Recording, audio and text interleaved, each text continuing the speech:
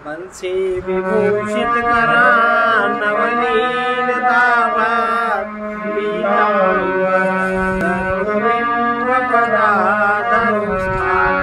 पूर्णेन्दु सुंदर मुखादर विंदनेत्र कृष्णात् परं किमपि तत्त्वमहं न जाने। दृष्टा आत्मा चेतन है और दृश्य शरीर मन बुद्धि जड़ है। यहाँ ये विचारणीय है कि जड़ दृश्य चेतन क्यों प्रतीत होता है।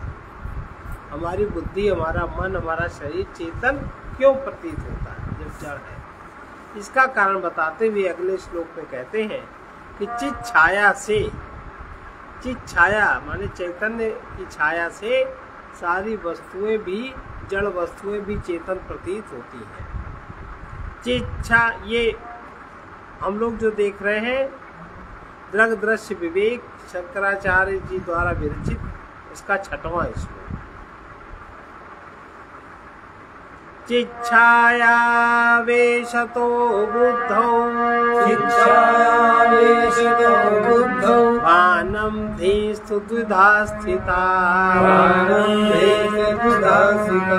एकाहं कृतिरन्या स्यात्, एकाहं कृतिरन्या स्यात्। अंतःकरण रूपिणी, अंतःकरण रूपिणी। ये जो चैतन्य के प्रतिबिंब के प्रवेश से, चैतन्य का प्रतिबिंब, चैतन्य के प्रतिबिंब के प्रवेश से बुद्धि में ज्ञान शक्ति है।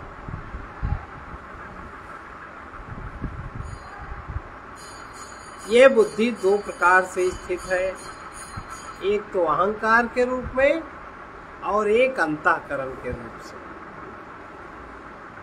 यह प्रश्न प्रायः ये पूछा जाता है कि यदि आत्मा चेतन और सर्वव्यापी है तो मृत शरीर में भी आत्मा विद्यमान होना चाहिए, और यदि मृत शरीर में आत्मा है तो उसे मरा क्यों माना जाता है। आत्मा एक देशी और आने जाने वाला हो तभी जीवन और मृत्यु की व्याख्या हो सकती है। इसके अतिरिक्त यह भी बताना होगा कि शरीर की तरह पत्थर, लोहा, घड़ा, मकान आदि सभी जड़ पदार्थों में सर्वव्यापी आत्मा रहते हुए भी उनको चेतन क्यों नहीं बना। इन प्रश्नों का उत्तर समझने के लिए हमें ध्यान देना होगा कि सभी दृश्य पदार्थ जड़ हैं। जो भी दृश्य है, छोटा या बड़ा, अणु का या परमाणु का, पहाड़ का या समुद्र का, सभी दृश्य पदार्थ जड़ हैं, लेकिन वे सब एक समान स्थूल नहीं है। वे किसी में पृथ्वी तत्व बहुत ज्यादा है तो ज्यादा जड़ है, उसी में जल तत्व ज्यादा है तो कम जड़ है, कम घनत्व है। किसी में वायु ज्यादा है तो वो और कम है, किसी में आकाश ज्यादा है, पृथ्वी तत्व कम है तो कम है। इस प्रकार से सब एक समान स्थूल नहीं। उदाहरण,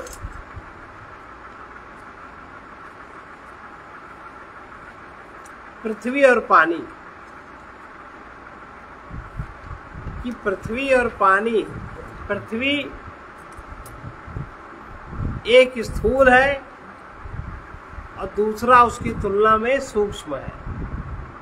अब पृथ्वी कैसे बनी है किसी को नहीं पता, पानी कैसे बना है किसी को नहीं पता।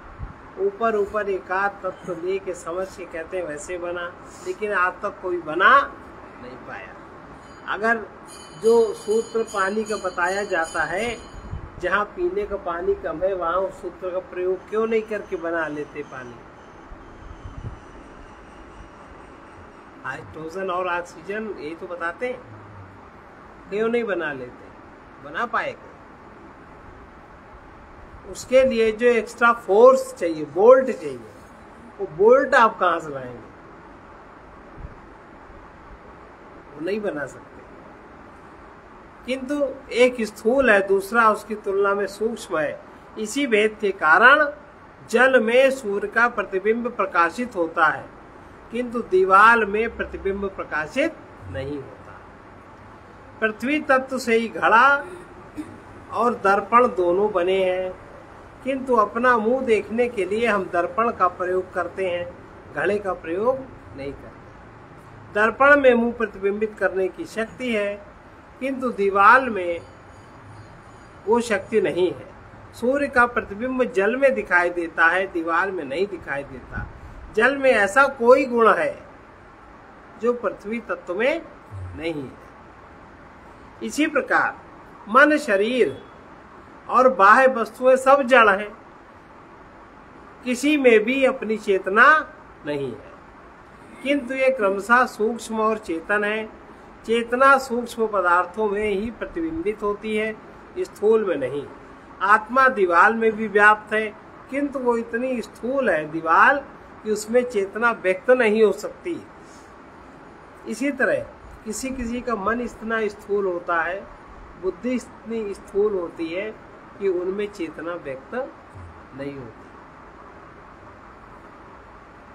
ऐसा है ना। मन इतना सूक्ष्म है, उसकी बनावट ऐसी है कि उसमें चैतन्य प्रतिबिंबित होता है। चैतन्य के सानिध्य से मन चेतनवत सा प्रतीत होता है। चैतन्य के सानिध्य से मन चेतनवत प्रतीत होने लगता है। इतना चेतनवत प्रतीत होने लगता है कि जो मन के विकार हैं वो सब विकार भी अपने लगने लगते हैं, विकार विकार नहीं रहते, है ना। यहाँ चैतन्य के प्रतिबिंब को उस प्रकार नहीं समझना चाहिए जैसे सूर्य या प्रकाश का प्रतिबिंब होता है। प्रतिबिंब केवल एक शब्द है जिसके द्वारा आत्मा की चेतनता का गुण अवचेतन मन में दिखाया या समझाया जाता है।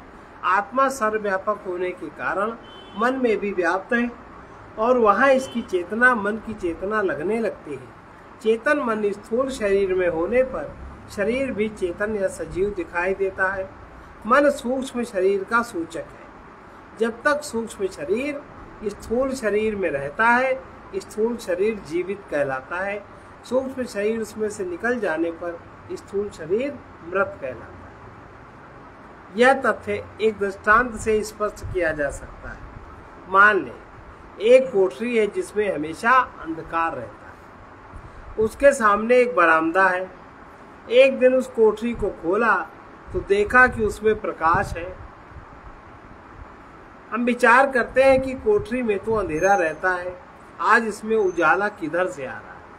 बरामदे की ओर दृष्टि जाती है तो देखते हैं वहाँ पानी से भरी एक बाल्टी रखी है और बाल्टी में सूर्य का प्रतिबिंब पड़ रहा है। उसका प्रकाश, प्रतिबिंब का प्रकाश कोठरी में जाता है और वस्तुओं को प्रकाशित करता है। सूर्य का प्रकाश सीधे कोठरी प्रकाशित नहीं कर रहा। इसी प्रकार आत्मा का प्रकाश सीधे शरीर को प्रकाशित नहीं करता।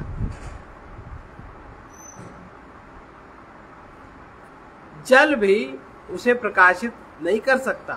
सूर्य के प्रकाश से प्रकाशित होकर ही बाल्टी का जल कोठरी को प्रकाशित करता है। इसी प्रकार आत्मा की चेतना स्थूल वस्तु को सीधे प्रकाशित नहीं कर सकती।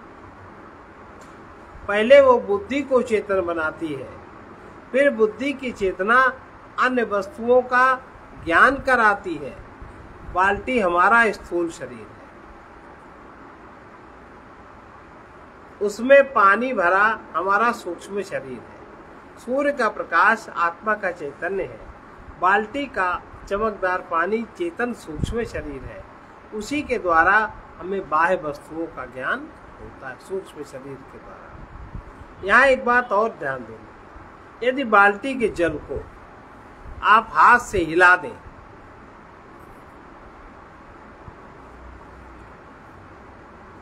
तो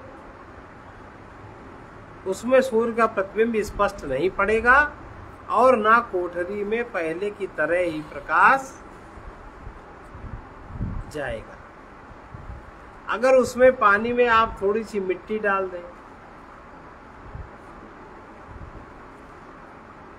तो भी पानी गंदा हो जाएगा और उस स्थिति में सूर्य का प्रतिबिंब भी उसी स्तर पे धूमिल हो जाएगा। ऐसे ही मन में जब सांसारिक पदार्थों की आकांक्षा या वासना ज्यादा पड़ जाती है मिट्टी की तरह, तो उसमें हमारा आत्मा कम हल्का प्रतिबिंब होता है।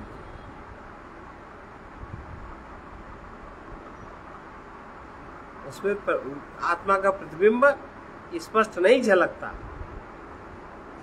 सांसारिक विकार, काम, क्रोध, लोभ आदि छा जाए तो मलिन हो जाता है। उसमें फिर आपको आत्मा का प्रतिबिंब नहीं समझ में आता, होता ही नहीं। मन बड़ा सुस्त जड़वत होने लगता है, और जब मन ऐसा होने लगता है शरीर भी डाउन होने लगता है। अगर मिट्टी डाल दी जाए तो पानी गंदा हो जाएगा और उस स्थिति में भी सूर्य का प्रतिबिंब धूमिल हो जाएगा। परिणाम यह होगा कि मटमैला पानी कोठरी में बहुत कम प्रकाश प्रेषित कर सकेगा। केवल निर्मल और शांत जल ही सूर्य से पर्याप्त प्रकाश लेकर कोठरी को प्रकाशित कर सकता है। इसी प्रकार निर्मल और शांत बुद्धि में आत्मा की चेतना पर्याप्त प्रकाशित होती है। ऐसी बुद्धि को सात्विक बुद्धि कहते हैं। सात्विक बुद्धि में सूक्ष्म बातें भी समझ में आती हैं। वेदांत का ज्ञान ऐसी बुद्धि को विषय बनाता है। यदि मन चंचल और अशांत हुआ तो उसे रजोगुण प्रधान मन कहते हैं। ऐसे मन में सूक्ष्म बातें क्षण भर को समझ में आती हुई महसूस होती हैं, लेकिन वो तुरंत ही विस्मृत, कोई बात उसमें टिकती नहीं, विस्मृत हो जाता है। समझने में भी बहुत कठिनाई होती है। तमोगुण प्रधान बुद्धि और मन में तो बहुत ही कम चेतना होती है। ऐसी बुद्धि में अत्यंत स्थूल बातें ही आ सकती हैं। उसकी बुद्धि में वेदांत समझ में आना अति कठिन है। इसी बात को लेकर के, इसी सिद्धांत को लेकर के ब्राह्मण, क्षत्रिय, वैश्य, शूद्र का निर्माण होता है। ये जो चातुर्य वर्ण है भगवान की ओर से, ये बुद्धि के को लेकर के है। यदि बुद्धि का ये रहस्य समझ में आ जाए तो मनुष्य सदा रचनात्मक कार्य कर सकता है। वो जान लेगा कि आलस्य प्रमाद क्यों आता है, बुद्धि में सूक्ष्म बात समझ में क्यों नहीं आती। उसके हृदय में भी ये सूझ आ जाएगी कि बुद्धि को सात्विक बनाकर कैसे उच्च कोटि का कार्य संपादन किया जा सकता है। बुद्धि के दोष के कारण कभी कभी लोग अपनी आत्मा को दोषयुक्त कहने लगते हैं। कहते हैं उसकी आत्मा मलिन है, कहते नहीं, कहते शरीर से आत्मा निकल गई। इस तरह के शब्द हैं। जैसे लोग कहते हैं पापात्मा, पापात्मा शब्द गलत है। फिर कहते हैं पुण्यात्मा। आत्मा को पाप और पुण्य से कुछ भी लेना देना नहीं। पुण्यात्मा, आत्मा में सूर्य की भांति कभी विकार नहीं होता। ना कभी आत्मा कलुषित होती है और ना ही पुण्यवान होती है। मन और बुद्धि में ही ये विकार उत्पन्न होते हैं। सात्विक बुद्धि होने पर पुरुष पुण्यवान हो जाता है और उसका तामसी स्वभाव होने पर वो कलुषित होता है, वो पापात्मा हो जाता है। मन बुद्धि की प्रकृति के अनुसार ही मनुष्य अपने कार्य और व्यवहार करता है। आत्मा तो सदा निर्लेप और असंग है। द्विस्तु द्विधा स्थिता, चेतन आत्मा से प्रकाशित बुद्धि दो प्रकार की होती है। एक तो अहंकार और दूसरे को अंतःकरण कहते हैं, माने मन, बुद्धि और चित्त। यहाँ अहंकार का अर्थ अभिमान में नहीं है। अहंकार एक प्रकार की वृत्ति है जिसमें मैं का भाव रहता है। चैतन्य, चेतन और महत के संयोग से अहं की उत्पत्ति होती है, वो मैं। अंतःकरण में तीन वृत्तियां आती हैं, मन, बुद्धि और चित्त। सामान्य रूप से अंतःकरण चतुष्टय कहलाता है। उसी में मन, बुद्धि, चित्त और अहंकार होता है। यहाँ एक विशेष प्रयोजन से अहंकार को एक ओर और मन, बुद्धि तथा चित्त को दूसरी ओर कर लिया गया है। अब हम अंतःकरण की इन चारों वृत्तियों के स्वरूप और कार्य पर विचार करेंगे। संशयात्मिका अंतःकरण वृत्ति मनः,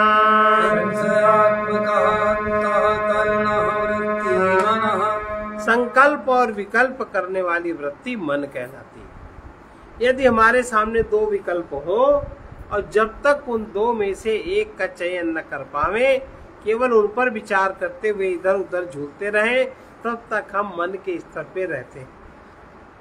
बहुत लोग होते कोई निश्चय नहीं कर पाते। निश्चयात्मिका वृत्ति ही बुद्धि है।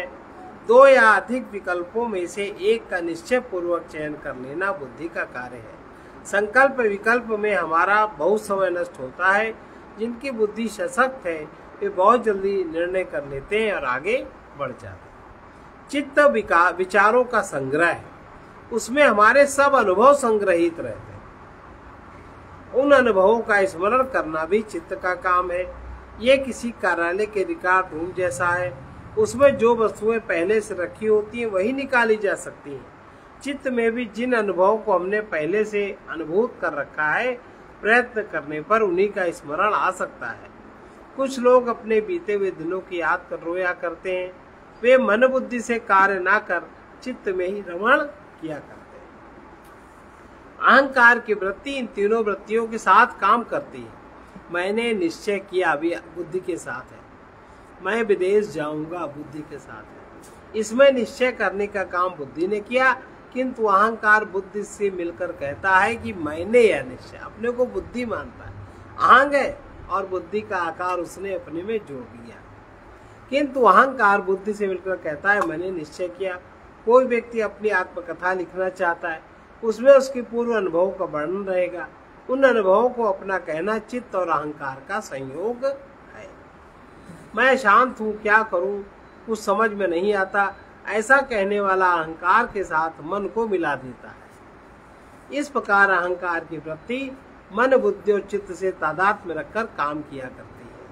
अंतःकरण का स्वरूप पहचान लेने पर स्पष्ट हो जाता है कि सर्वव्यापी चेतनात्मा के रहते हुए भी मृत शरीर में चेतना क्यों नहीं रहती। मान लीजिए दो बाल्टियां हैं, एक बाल्टी खाली है और दूसरी बाल्टी में पानी भरा है।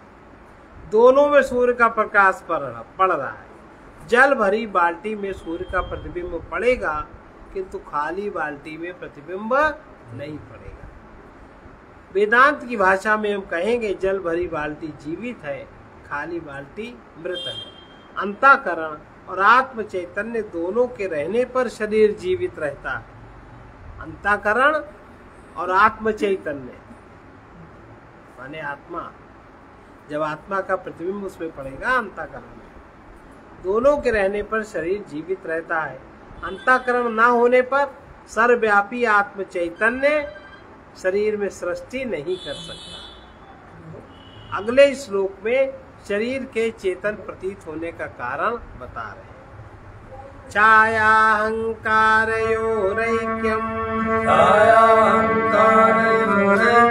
तप्ताय पिण्डवन्मतम् तदहंकारात् तादात्म्यात्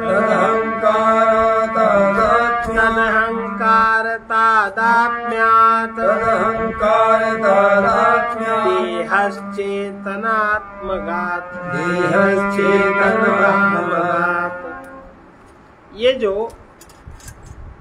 ये बता रहे हैं कि शरीर चेतन क्यों प्रतीत होता है, उसका कारण बता रहे हैं। शरीर चेतन क्यों प्रतीत होता है? आत्म चैतन्य तो जब सूक्ष्म शरीर होता है तभी काम करता है। अगर सूक्ष्म शरीर इस शरीर में ना रहे तो आत्म चैतन्य आत्मा कुछ नहीं कर सकता। चित्त प्रतिबिंब और अहंकार का एक है। जो चित्त प्रतिबिंब है और अहंकार, इन दोनों का ऐक्य लोहे के गोले के समान माना गया है। इस अहंकार का तादात्म्य संबंध देह के साथ होने से देह भी चेतन रूप हो जाता है। एक लोहे के गोले को गर्म कीजिए, लोहा गर्म होकर लाल हो जाएगा। इस गर्म लोहे को किसी दूसरी वस्तु के ऊपर रख दीजिए तो वो दूसरी वस्तु भी गर्म हो जाएगी। इसी प्रकार चैतन्य के प्रतिबिंब से अहंकार बुद्धि दो प्रकार की बताई, एक अहंग और दूसरा अंतःकरण। तो चैतन्य के प्रतिबिंब से अहंकार चेतनवत हो जाता है। वो अहंकार शरीर से तादात्म्य रखने के कारण शरीर को भी चेतन बना देता है। शरीर में आत्मा की चेतना सीधे ग्रहण करने की सामर्थ्य नहीं है। अहंकार आत्मा से चेतना ग्रहण करता है और अपने चेतना भास से शरीर को चेतन बनाता है। जैसे ही चेतन अहंकार अपने सहयोगियों के साथ शरीर से निकल गया, वैसे ही शरीर मृत पड़ा रह जाता है।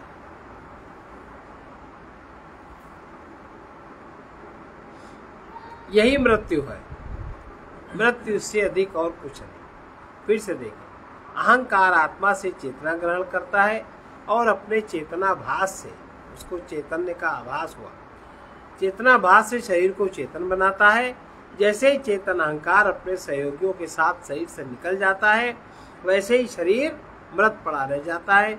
यही मृत्यु है। मृत्यु इससे अधिक और कुछ भी नहीं। अब थोड़ा विस्तार से विचार करें। एक लोहे का गोला है, वो भार में 5 किलो, देखने में काला और छूने में ठंडा। उसे आग पर रखकर गर्म करना है। आग का भार कुछ नहीं, देखने में लाल प्रकाशवान, छूने में गर्म है। इस आग में लोहे का गोला रख दिया।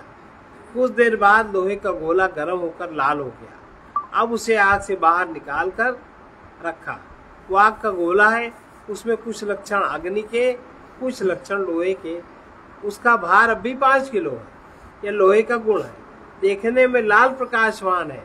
अंधेरे कमरे में रखे होने पर भी वो लाल दिखाई देता है। ये अग्नि का गुण है। छूने में वो अग्नि के सदृश गर्म है। ये अग्नि का ही गुण है। आकार में गोल है। अग्नि गोल या लंबी नहीं होती। गोल होना लोहे का गुण है। इस प्रकार हम देखते हैं, तप्त लौह पिंड में कुछ गुण लोहे के हैं और कुछ अग्नि के हैं। दोनों प्रकार के गुण मिलकर लोहे का अग्नि पर और अग्नि का लोहे पर अध्यास करते हैं। इसे अन्योन्य अध्यास कहते हैं, अन्योन्य धर्माध्यास। इसी प्रकार चित छाया, चैतन्य की छाया और अहंकार मिलकर एक हो गए। चित छाया के धर्म अहंकार पर आ गए और अहंकार के धर्म चित छाया में दिखाई देने लगे। दोनों मिलकर चेतन अहंकार बन गए। इनका तादात्म्य शरीर से होने पर शरीर भी चेतन हो जाता है। बुद्धि में चित छाया को ग्रहण करने की सामर्थ्य है, इसलिए वो तो चेतन हो जाती है, किंतु शरीर उससे चेतन होने की सामर्थ्य नहीं रखता। शरीर को जब बुद्धि में घुली हुई चेतनता मिलती है, तभी वो चेतन हो पाता है। उदाहरण के लिए मान ले, अग्नि के ऊपर पीतल के पात्र में पानी रखा है। अग्नि के ताप से पहले पात्र गर्म होता है, फिर उसमें रखा हुआ पानी गर्म हो जाता है। अग्नि से जल सीधे गर्मी प्राप्त नहीं करता है। उसे पात्र के द्वारा ताप प्राप्त होता है। इसी प्रकार चित छाया से अंतःकरण और अंतःकरण से शरीर चेतन होता है। अग्नि को ताप कहाँ से प्राप्त होता है? ताप अग्नि का धर्म है। ताप के बिना अग्नि हो ही नहीं सकती। उसे बाहर से ताप प्राप्त नहीं होता। इसी प्रकार आत्म चैतन्य स्वतः चेतन है। चेतनता के बिना आत्मा हो ही नहीं सकता। उसे चेतना अन्य कहीं से ग्रहण नहीं करनी पड़ती। यह चेतना अंतःकरण को चेतन बनाकर शरीर को भी चेतन बना देती है। अब देखें, मैं स्त्री हूं या पुरुष। स्त्री या पुरुष होना शरीर का धर्म है। इसमें वास करने वाला अहंकार न स्त्री है ना पुरुष है। अहंकार में व्याप्त चैतन्य भी किसी लिंग विशेष का नहीं है। फिर भला मैं अपने को स्त्री या पुरुष क्यों कहता हूँ? शरीर से अज्ञान जनित तादात्म्य ही इसका कारण है। तादात्म्य के कारण शरीर का धर्म अहंकार पर आ गया और मैं समझने लगा मैं पुरुष हूँ, मैं काला हूँ, मैं गोरा हूँ।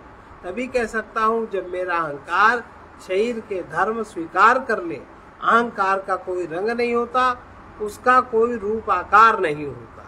अब देखो, जैसे ये कितनी गड़बड़ बात है।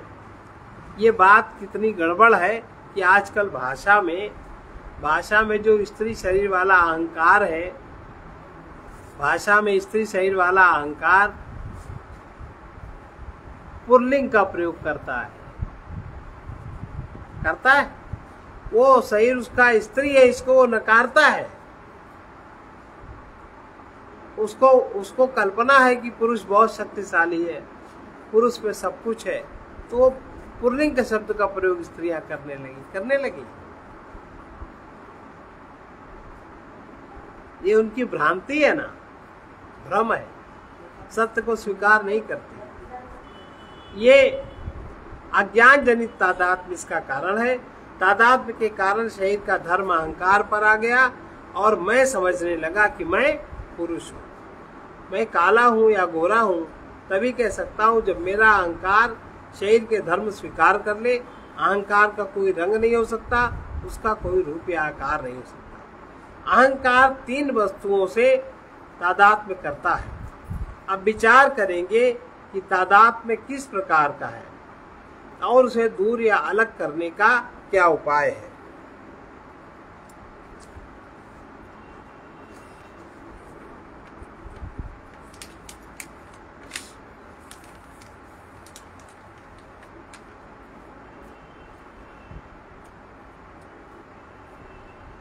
अहंकारस्य तादात्म्यम्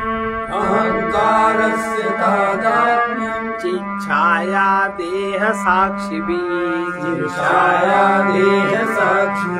सहजं कर्मजं भ्रान्तिं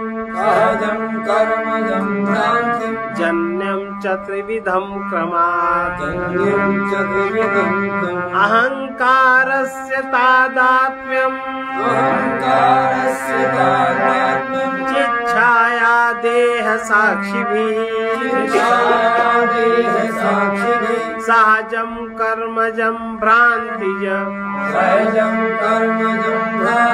जन्यं च त्रिविधं क्रमात्। एक तो चित्त प्रतिबिंब और देह और साक्षी चैतन्य के साथ अहंकार का तादात्म्य क्रमशः 3 प्रकार से है। चित्त प्रतिबिंब, देह और साक्षी चैतन्य, इन तीनों का तादात्म्य क्रमशः 3 प्रकार का है हर एक के साथ। एक तो चित्त प्रतिबिंब माने अहंकार और दूसरी ओर चित्त छाया। एक तो अहंकार है और दूसरी ओर चित्त छाया है। देह और साक्षी चैतन्य है। इन तीनों के साथ अहंकार का तादात्म्य, इन तीनों का स्वरूप भिन्न होने के कारण इनसे अहंकार का तादात्म्य 3 प्रकार का है। अहंकार और चित्त प्रतिबिंब। अहंकार और एक तो अहंकार, दूसरी ओर चित्त छाया और देह और साक्षी चैतन्य। तो अहंकार और चित्त प्रतिबिंब का जो तादात्म्य है वो सहज है, इसे कोई अलग नहीं कर सकता। अहंकार और देह का संबंध कर्मज है। अहंकार और चित्त छाया का संबंध सहज है। अहंकार और देह का संबंध कर्मज है। अहंकार और साक्षी चैतन्य का संबंध भ्रांति जन्य है। सहज तादात्म्य स्वाभाविक और प्राकृतिक है। अहंकार और चित्त छाया का तादात्म्य सहज है, ये स्वाभाविक और प्राकृतिक है। जो कर्मज तादात्म्य है कर्म के कारण है। स्थूल शरीर हमारे कर्मानुसार ही मिलता है। भ्रांति जन्य तादात्म्य अज्ञान के कारण है। ज्ञान होने पर अज्ञान नष्ट हो जाता है, भ्रांति समाप्त हो जाती है। अहंकार और साक्षी का तादात्म्य नहीं रह सकता, एक बचता है। हम अपने आप को साक्षी जब जान लेते हैं तो मेरा अहंकार समाप्त हो जाता है। इसी को मुक्ति कहते हैं। भ्रांति जन्य तादात्म्य नष्ट होने पर जीव की मुक्ति हो जाती है। अंतःकरण में चैतन्य ग्रहण करने की स्वाभाविक सामर्थ्य है। उसमें चैतन्य का प्रतिबिंब पड़ने से तादात्म्य हो जाता है और अहंकार की वृत्ति सहज ही उत्पन्न हो जाती है। इसलिए अहंकार और चित छाया का संबंध सहज है। चित छाया के प्रभाव से अहंकार की उत्पत्ति हो जाती है। यह तादात्म्य स्वाभाविक, सहज या अपने आप होने वाला है। अंतःकरण और सर्वव्यापी आत्मा उसमें प्रतिबिंबित होता है। अंतःकरण है और सर्वव्यापी आत्मा उसमें प्रतिबिंबित होता है। तो उस प्रतिबिंब का अंतःकरण से तादात्म्य हो जाना स्वाभाविक है। जो प्रतिबिंब है उससे अंतःकरण का तादात्म्य हो जाना स्वाभाविक है। उसमें अहंकार की वृत्ति उत्पन्न हो जाती है और फिर यह अहंकार अहम इदम न जानामि, अहम इदम जानामि, मैं इसको जानता हूँ, इस रूप में अनुभव होता है। यही अहंकार सब वस्तुओं को जानता और पहचानता है। साक्षी चैतन्य किसी वस्तु को जानता पहचानता नहीं, केवल साक्षी। अहंकार में कर्ता भोक्ता भाव होता है। वह विविध प्रकार के कर्म करता है। कर्म करने के लिए उसे शरीर की आवश्यकता होती है। कर्मों का फल भोगने के लिए भी शरीर होना चाहिए। हमें जो वर्तमान शरीर प्राप्त हुआ है वो हमारे ही पूर्व जन्म के कर्म फल भोगने के लिए है। एक ही शरीर में सब कर्मों का फल नहीं भोगा जा सकता और सब फल एक साथ भी नहीं भोगे जा सकते। इसलिए एक के बाद एक शरीर मिलता रहता है और उसमें फल का भोग होता रहता है, नया कर्म भी होता रहता है। जैसे यदि कोई कार में बैठकर जमीन पर और वायुयान में बैठकर आकाश में उड़ने का आनंद एक साथ लेना चाहे तो ये बात संभव नहीं है।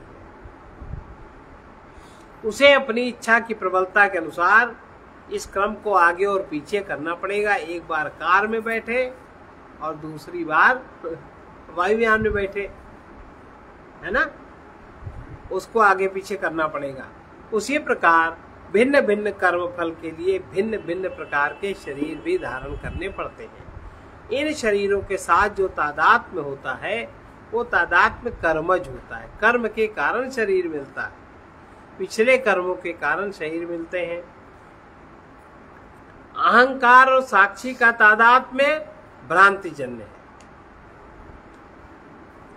यद्यपि दृष्टा साक्षी है किंतु अहंकार उससे तादात्म्य स्थापित कर कहता है कि मैं ही साक्षी हूं।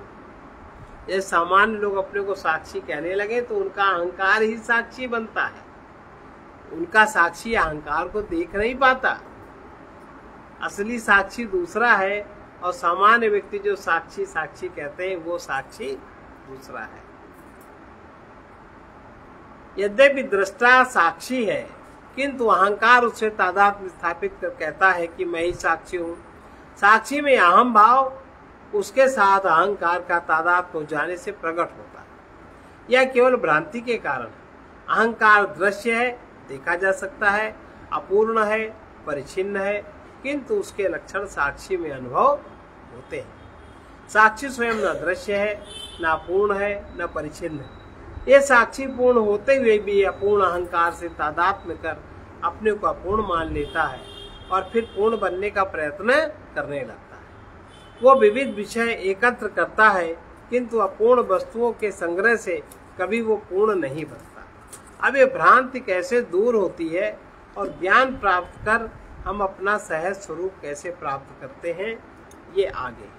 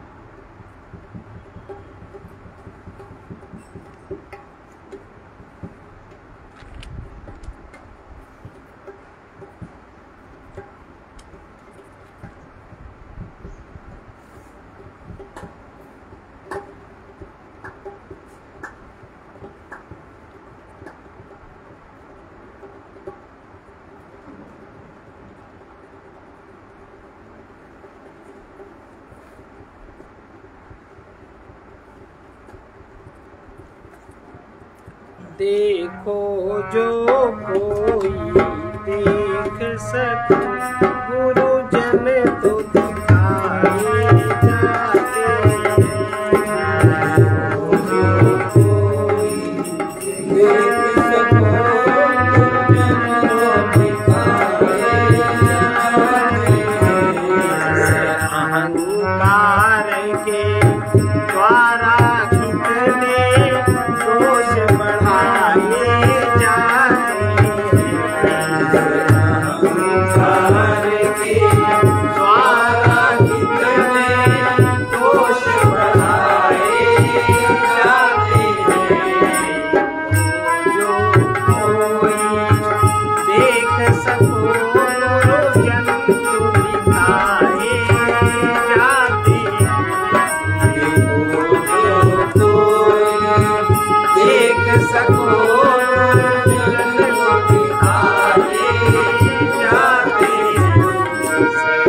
अहंकार के द्वारा कितने दोष बढ़ाए जाते हैं। अहंकार के द्वारा कितने दोष बढ़ाए जाते हैं। मतिमान चतुर अति कुटिल बने, मतिमान चतुर अति कुटिल बने, जनता सेवक पद लोलुप है। जनता सेवक पद लोलुप है।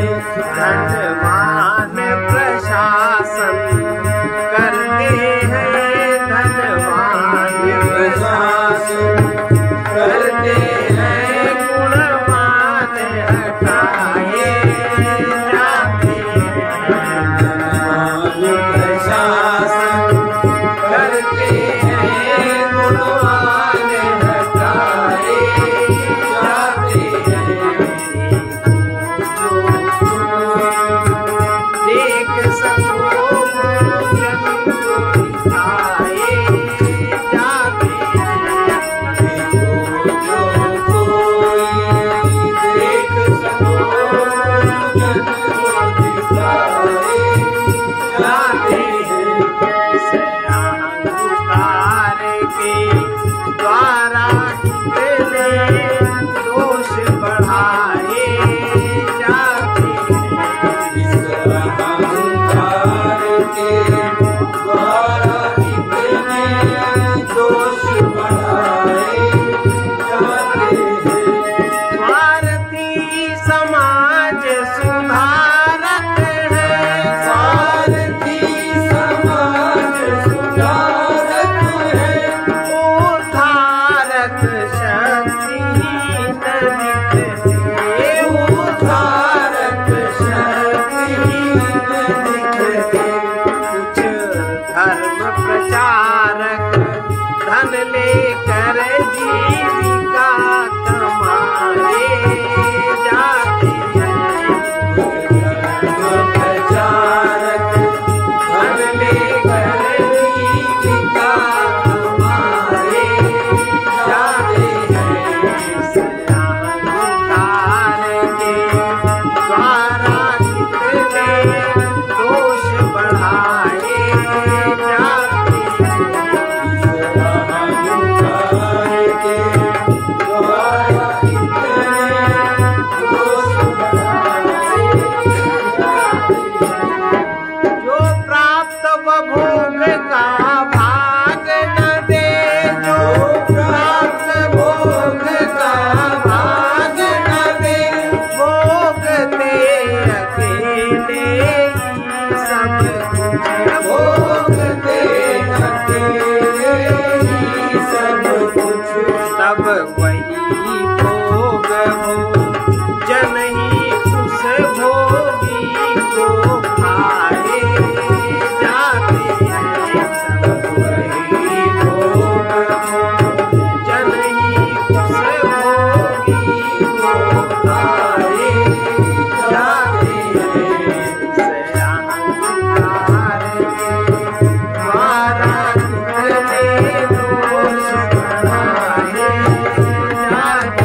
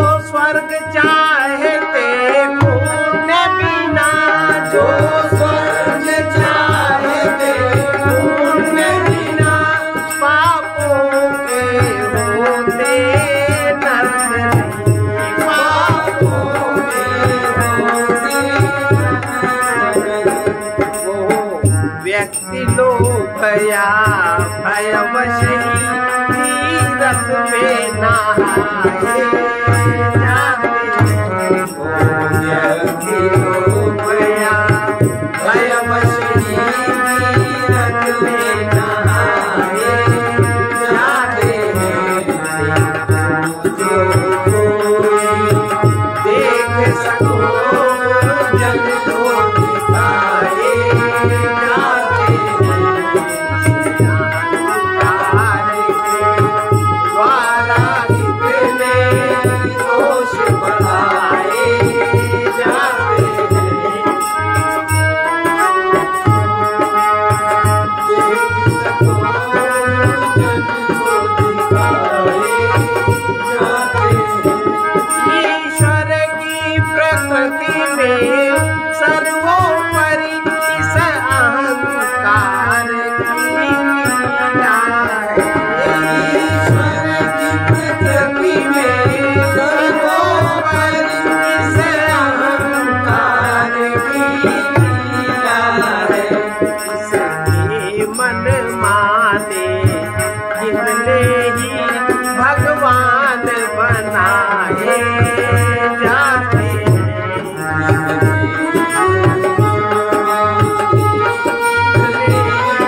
भगवान बनाए जाते हैं। द्वारा कितने दोष बढ़ाए जाते हैं। देख सको जग को दिखाए जाते हैं। भक्तों के प्रेम में नाचे थे भक्तों के प्रेम में नाचे थे भगवान कभी आनंदित हो। भगवान कभी आनंदित हो। अब अहंकार की तृप्ति है तो भगवान नचाए जाते अहंकार की रति है तो भगवान नचाए जाते हैं। हनुमान भोग के लिए आज भगवान नचाए जाते भगवान भोग के लिए आज भगवान नचाए जाते हैं। कोई देख सको जग को दिखाए जाते हैं। द्वारा कितने दोष बढ़ाए जाते हैं। जिसका अस्तित्व सत्य ही है जिसका अस्तित्व सत्य ही है। जो दिखता आत्मज्ञान द्वारा जो दिखता आत्मज्ञान द्वारा। उस अहंकार के पारपथिक निज प्रभु में पाए जाते अहंकार के पारपथिक निज प्रभु में पाए जाते हैं। जो कोई देख सको जग को दिखाए जाते हैं। अहंकार के द्वारा इतने दोष बढ़ाए जाते हैं।